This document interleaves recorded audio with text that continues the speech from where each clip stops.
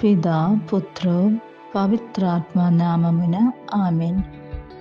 మొదటి పఠనం ఈ విధంగా పలుకుతుంది. నీవు ప్రభువు చేతిలో తేజవంతమైన కిరీటముగాను, నీ దేవుని చేతిలో రాజమకుటముగాను పొందువు. నిన్ను దేవునికి ఆనందదాయిని అని పిలుతురు. వరుడు వధువును చూచి ఆనందించునట్లే నీ దేవుడు నిన్ను గాంచి ఆనందించును. కనుక దేవుని ప్రేమలో ఎదుగుదు ఆయనను సేవించుటకు ప్రయత్నించదము. రెండవ పఠనంలో పునీత పౌలు ఈ విధంగా పలుకుతున్నారు.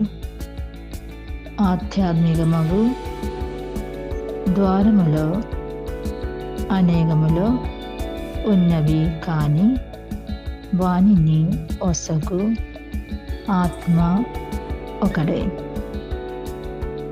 సేవ చేయు సామర్థ్యములో అనేకములు ఉన్నవి, సేవలను అందుకోను దేవుడు ఒకడే. అందరి మేలు కోరకాయ ఒక్కొక్కనికి ఒక్కొక్క వరము వసగబడినది. కనుక ఆత్మవరములు పొందుటకై పవిత్రాత్మను ప్రార్థించడము. సువిశేష పఠనంలో యేసు మరియ తల్లి విల్లపము వలన కానా పల్లిలో నెట్టిని ద్రాక్షరసముగా మార్చడను చూస్తున్నాము.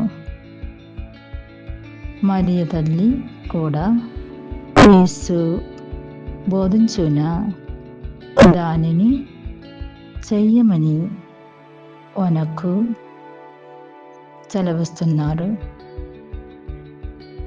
ప్రభువుకు విధేయించి చిత్తం ప్రకారం జీవించడానికి ప్రయత్నించడము.